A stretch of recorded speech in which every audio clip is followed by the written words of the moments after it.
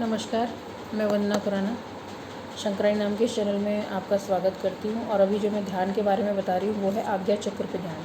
जी, मैंने अपनी कई सारी वीडियोस बनाई है त्राटक की या ध्यान की, उसमें कहीं ना कहीं तो जिक्र मैंने किया है आज्ञा चक्र के बारे में। इसका कलर जो होता है ब्लू होता है और ओम होता है इसका शब्द। आप ओम बोल सकते हो और इसको दो तरीके से कर सकते हैं। हम आंखें बंद करके भी ध्यान लगा सकते हैं और दर्पण त्राटक भी कर सकते हैं कि हम यहाँ पे देखें। तो दर्पण त्राटक में मैं सब कुछ बता चुकी हूँ। अभी जो हम बता रहे हैं वो आंख बंद करके ध्यान लगाने की बात बता रहे हैं। जो मैंने एक ध्यान वाली वीडियो है शायद उसमें भी बताया कि ध्यान कैसे लगाना है। और हम अभी इसमें जैसे मैंने बताया कि आप अपना फेवरेट कलर पहनिए जो भी आपको पसंद है। अब इसका जैसे ब्लू कलर है तो आप ब्लू का कोई शेड पहन सकते हैं, अपनी ज़िंदगी में उसको शामिल कर सकते हैं। और फिर आपको ब्लू अच्छा लगने लगेगा तो वो क्या करेगा, इसका बैलेंसिंग भी करेगा, चक्र की बैलेंसिंग भी करने लगेगा। हम लोगों के चक्र पहले से ही जागृत होते हैं, एक नॉर्मल लेवल पे सभी के होते हैं, लेकिन हमको क्या करना होता है, इसकी एनर्जी बढ़ानी होती है। मतलब हमारे पास मान लीजिए एक बाइक है, उसमें जो एनर्जी है एक लिमिटेड है, हमको उसकी एनर्जी इतनी करनी है, फ्यूल इतना भरना है कि वो स्पीड पकड़ ले और हमको कहीं फ्यूल भरने के लिए भी नहीं रुकना पड़े। बिल्कुल बिल्कुल इसी तरीके से हमारी ये बॉडी है जिसमें हमारी एक एनर्जी है, आत्मा है। हम आत्मा है, हमारे पास बॉडी है। हमें आत्मा को उतनी एनर्जी लेवल पे लेके जाना है कि हम कभी कोई शरीर प्राप्त करने की सोचे ही ना और हम आगे निकल जाएं जब भी शरीर छोड़ें। और कहाँ निकलेंगे, क्या करेंगे, क्या नहीं करेंगे, ये हम किसी और वीडियो में बात कर लेंगे। वैसे मैंने बताया है कि देखिए ब्रह्मांड है, ब्रह्मांड में एनर्जीज़ हैं अलग अलग तरीके की, और एनर्जीज़ का सब खेल है। हम भी एनर्जी हैं, हमारी बॉडी भी सॉलिड एनर्जी है। और इसमें जो आत्मा है ये भी एक एनर्जी है, इसके लेवल अलग हैं। जितनी भी 84 लाख योनियाँ हैं सबके एनर्जी लेवल अलग है। हम जैसे कर्म करते हैं उस हिसाब से हमको शरीर मिलता है। अगर हमको शरीर छोड़ना है कि हमें कोई जन्म, जो लोग बिलीव करते हैं इन चीज़ों पे, देखिए बिलीव तो करना, आप पैदा तो हुए हो ना, मेरी वीडियो सुन रहे हो ना, तो पैदा हुए हो इसका मतलब आप जन्म में मरण में विश्वास तो रखते हो। चलो पुनर्जन्म में, जन्म मरण में पैदा हुए तो मरना भी है ना। मरने के बाद क्या होना है, बहुत सारी पुरानी कहानियाँ भी हैं, लोगों की बताई हुई बातें कि मरने के बाद बहुत सारे लोगों को कोई कुछ दिखता है, कोई कुछ दिखता है, कोई लोग स्वर्ग में भी होके आए हैं। तो ये सब हमारे दिमाग का खेल है। अगर हम जैसा सोचेंगे वैसी चीज़ डेवलपमेंट होगी, नहीं सोचेंगे तो कुछ भी नहीं है।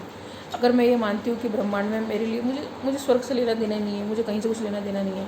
अगर मेरी इच्छा है कि मैं भाई शरीर छोड़ूँ तो मैं ब्रह्मांड में विचरण करूँ, मैं कहीं भी जा सकती हूँ, तो मेरे लिए ब्रह्मांड वैसा ही बिहेव करेगा। वो मेरे लिए सारे रास्ते खोल देगा, घूमो आराम से, विचरण करो और ब्रह्मांड के दूसरे रहस्यों को जानो।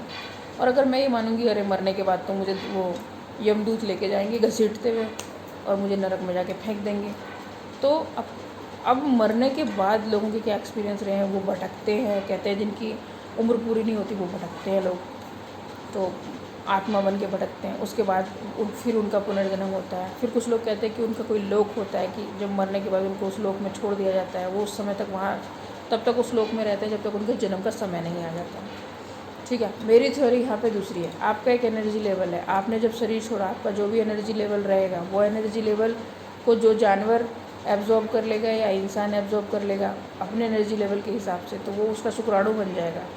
और शुक्राणु बनने के बाद आप फिर उसके बच्चा बन के पैदा होगी। ये एनर्जी लेवल पे मेरी रिसर्च चल रही है, लेकिन अभी मैं किसी इस पर पहुँच नहीं पाई हूँ, क्योंकि अब इसमें 84 लाख अगर स्पीसीज़ हैं तो उनके सबके एनर्जी लेवल है, और हर स्पीसीज़ के भी अपने एनर्जी लेवल अलग है। अगर हम इंसान हैं, अगर हम इंसान भी मान लीजिए धरती पे जितने भी करोड़ इंसान हैं, उन सबका भी एनर्जी लेवल एकदम अलग होगा, एक दूसरे का डिफरेंट। किसी किसी का सेम भी हो सकता है, वो कोइंसिडेंस होगा, सबका एनर्जी लेवल अलग अलग होगा। तो ये सब एनर्जीज़ का खेल है कि हम लोग एनर्जीज़ के बीच में हैं और एनर्जीज़ क्लैश करती हैं। तो आज्ञा चक्र पे हम लोग क्यों ध्यान लगाएं? कि आज्ञा चक्र पे नंबर एक तो मैंने बताया अपने आप को जानने के लिए ध्यान लगाइए। दूसरी चीज़ है, आज्ञा चक्र पे ध्यान लगाने के लिए हमें बहुत सारी ऐसी चीज़ें एक्सेस होने लगती है, ज्ञान एक्सेस होने लगता है जो हमें नहीं पता होती है, जो ब्रह्मांड में। अब मान लीजिए हमारे जो पूर्वज बताते थे ऐसा होता था वैसा होता था, और अब बहुत सारी चीज़ें नष्ट भी हो गई है, नष्ट कर दी गई है, हमारे पास उस चीज़ का एक्सेस नहीं है, लेकिन हमारे ब्रेन में है। मैंने क्या बोला, जो फर्स्ट एंसेस्टर था, जैसे जो मैं तो कहती हूँ एंसेस्टर कोई नहीं है, क्रिएटर था, उसने सबको बनाया और सबके ब्रेन में वो सारी चीज़ें हैं, बस हमें एक्सेस करना है। क्योंकि हमारी ये बॉडी ब्रह्मांड की कॉपी है, यानी कि जो बाहर है वही अंदर है। चाहे आप आँख बंद करके ध्यान लगाओ, आँख खोल के त्राटक करो, आप कहीं ना कहीं से कनेक्ट हो जाओ एनर्जी से, आपको धीरे धीरे चीज़ें सिखाने लगेगी। और फिर आपकी लगन कितनी है ये डिपेंड करता है कि आपको आप क्या चीज़ सीखनी है, क्यों सीखनी है। फिर आपकी नीयत पे डिपेंड करता है कि आपको उसे पैसा कमाने के लिए सीखना चाह रहे हो, दूसरों को दिखाने के लिए सीखना चाह रहे हो, या अपने लिए सिर्फ जानना चाह रहे हो। अगर आप ये सिर्फ ये सोचोगे कि मुझे जानना है, मुझे करना भी है, मुझे कर्म भी करने हैं, लेकिन मुझे पहले जानना है, तो प्रकृति आपसे जुड़ जाएगी, आपको बहुत कुछ चीज़ सिखाएगी। तो आज्ञा चक्र पे जब आप ध्यान लगाएंगे तो आप 10 मिनट ध्यान लगाइए, 15 मिनट लगाइए, घंटों ध्यान लगाइए, उसमें कोई दिक्कत नहीं है कि आपको उससे नुकसान होगा। लेकिन शुरुआत ये होगी 5 मिनट 10 मिनट से।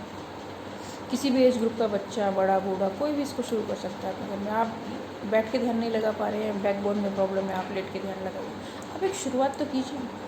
लेकिन वही नियम मैं जो सब मैं बताऊँगी, नॉन वेज नहीं खाना, शराब नहीं पीनी, गलत चीज़ें नहीं करनी है, और एक उद्देश्य एक अपना बना लेना है, फोकस कर लेना कि हाँ मुझे ये सीखना है। जिनको समझ में नहीं आ रहा कि हाँ कौन सा आज्ञा चक्र हम क्यों करें और इससे क्या फ़ायदा है, हम तो साइंस टेक्नोलॉजी वाले लोग हैं, तो ये भी टेक्नोलॉजी, ये आपकी अंदर की साइंस है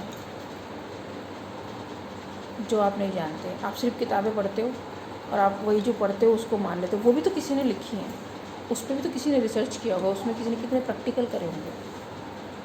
तो ये अपने ऊपर प्रैक्टिकल करने वाली बात है, इसके कोई साइड इफ़ेक्ट नहीं है, कोई नेगेटिव चीज़ नहीं है, बस आप आत्ममंथन कर रहे हो। जैसे बहुत सारे लोग जीडी करते हैं ना, ग्रुप डिस्कशन, फिर लास्ट में निकालते निचोड़ कि नहीं ऐसा होता है वैसा होता है, तो उसमें कुछ समझदार लोग भी होते हैं, कुछ तर्क करने वाले भी होते हैं, कुछ फालतू फंड की बातें करने वाले लोग भी होते हैं। ऐसे ही हमारे विचार भी हैं, इसमें अच्छे विचार भी है, ख़राब भी है, फालतू फंड के भी हैं। तो हमें क्या करना क्या है, हमें मंथन करके पहले खुद को खाली करना है, उसके बाद फिर सकारात्मक विचार ही हमारे शरीर में प्रवेश होंगे, फिर नकारात्मक शब्द के लिए आपके पास कोई जगह नहीं रहेगी। तो वहाँ तक लेके जाना है अपने आप को। आज्ञा चक्र पे ध्यान लगाने के बाद क्या चीज़ें होंगी आपके साथ, कैसे एक्सपीरियंसेस होंगे, वो सब के अलग अलग होते हैं। जैसे मैंने अपने अभी एक वीडियो में बताया है कि भाई अब जब आप आज्ञा चक्र पे ध्यान लगाओगे तो एक चक्र जैसा चलता हुआ दिखाई देगा, फिर वो 2 चक्रों में यानी कि डमरू जैसी संरचना हो जाएगी, फिर 2 डमरू से आपस में ज्वाइंट दिखाई देंगी, वो चक्र चलते हुए दिखाई देंगे, और धीरे धीरे धीरे धीरे जब आप हाईएस्ट लेवल पे चले जाओगे तो एक बड़ा ज्योतिपुंज दिखाई देगा जिसमें हज़ारों डमरू होंगे, मतलब हज़ारों, एक तरफ से एनर्जी आ रही होगी, एक तरफ जा रही होगी। वो आपको अगर त्राटक करते हैं तो आँखें खोल के दिखाई देगा, अगर त्राटक नहीं करते सिर्फ ध्यान लगाते हैं तो आपको आँख के अंदर, मतलब आँख बंद करेंगे तो अंदर दिखाई देगा। मेरे ये एक्सपीरियंसेस है, आपके क्या है ये नहीं कह सकती। बहुत सारे लोग हैं उनको भूत प्रेत दिखने लग जाते हैं, बहुत सारे लोग हैं उनको कुछ दूसरी चीज़ें वो लोग एक्सेस करते हैं। अब ये ना कि आपकी बॉडी क्या एक्सेस कर रही है ये भी डिपेंड करता है।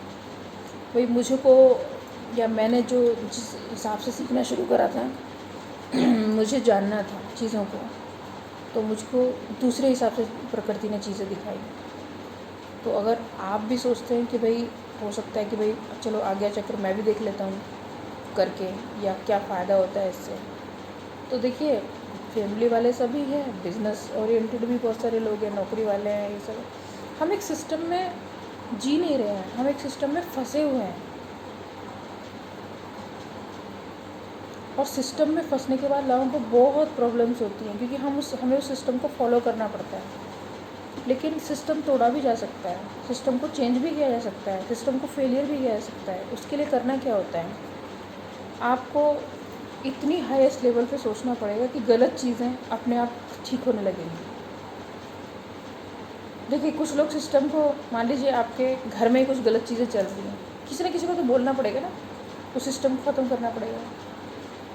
तो अगर आप अपराधी को घर में रख रहे हो और फिर आप सोच रहे हो कि हम, वो जो अपराधी है हमें उसकी वजह से कोई प्रॉब्लम भी ना हो, वो हमारे साथ भी रहे, सब कुछ नॉर्मल चलता रहे, ऐसा नहीं होगा। आपको उस अपराधी को घर से बाहर निकालना पड़ेगा, सिस्टम से बाहर करना पड़ेगा, आपको उसको बायकॉट करना पड़ेगा, और आपको उसको परमानेंट बायकॉट करना पड़ेगा, चाहे वो आपको कुछ भी लगता है।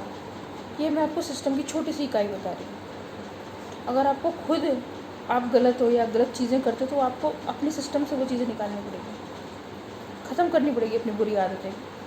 जब तक आप अपने सिस्टम से उसमें बाहर नहीं करोगे तो सिस्टम वर्क नहीं करेगा आपका, फिर ऐसी ज़िंदगी आपकी निकलेगी बाकी लोगों की तरह। तो आपको क्या करना है कि अपने आप से शुरुआत करनी है, फिर अपनी फैमिली से, फिर अपने रिलेशनशिप से, रिलेशंस में जो लोग आते हैं उसमें गलत लोग हैं गलत काम करते हैं उनसे दूर रहिए, उनसे बात में मत कीजिए, ना बुलाइए, ना उनके यहाँ पास जाइए, ना उनको बुलाइए, क्योंकि जब तक आप बाइकआउट खुद से शुरू कीजिए इस चीज़ को। जब आप गलत लोगों के बाइकआउट्स नहीं शुरू करेंगे तब तक आप सोसाइटी में चेंजेस नहीं लाती। इसी को कह रही हूँ मैं सिस्टम फेलियर। इसमें कोई भी आदमी हो सकता है, धोखाधड़ी करने वाले लोग हो सकते हैं, अपराधी हो सकते हैं, मर्डरर हो सकते हैं, रेपिस्ट हो सकते हैं, या और भी चीज़ें होती हैं जो अभी हम लोग यहाँ पे डिस्कस नहीं कर सकते। लोग झेल रहे हैं उन चीज़ों को, फिर उनके बच्चे उन चीज़ों को झेलेंगे। क्यों भाई? आप चेंजेस नहीं ला सकते?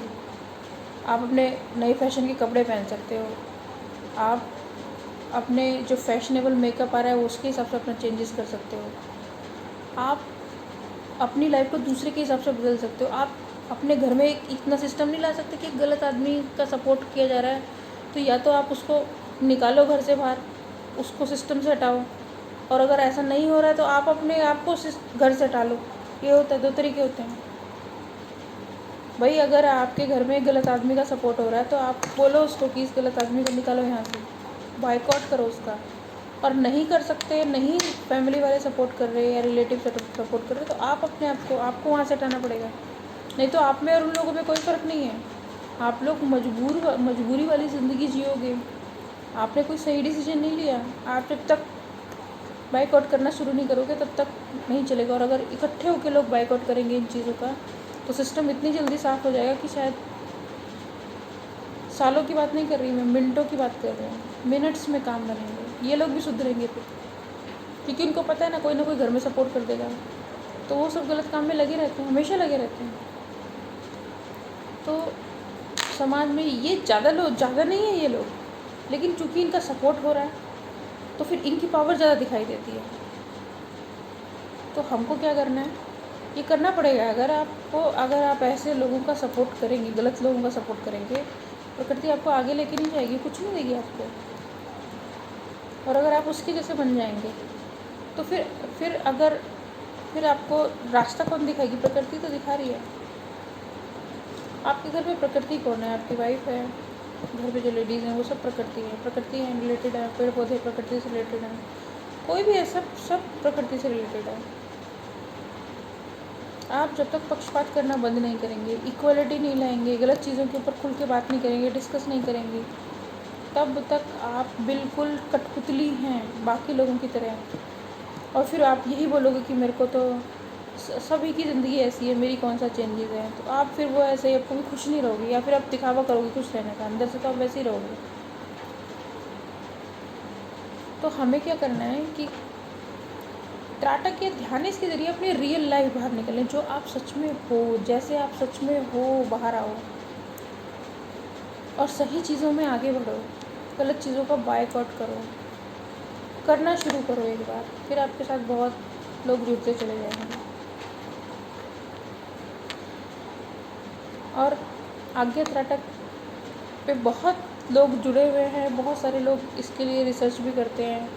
और ये हमारी बॉडी का मैकेनिज़्म है जिसमें हर कोई सक्सेसफुल नहीं होता कि हम आज्ञा चक्र से पावर बहुत ज़्यादा एक्सेस कर लें, हम लोग इससे मेमोरी बहुत सारे ज्ञान एक्सेस कर लें। क्योंकि वो जैसे मैंने बोला ना, लिमिटेड सोच में रहेंगे, जाति में है तो उसी में घुसे रहेंगे कि हमारी कास्ट। जो समाज है एक विशेष उसके हो गए तो हम उसी में रहेंगे, हमारा ये हमारा वो। फैमिली में आ गए तो मेरा तेरा।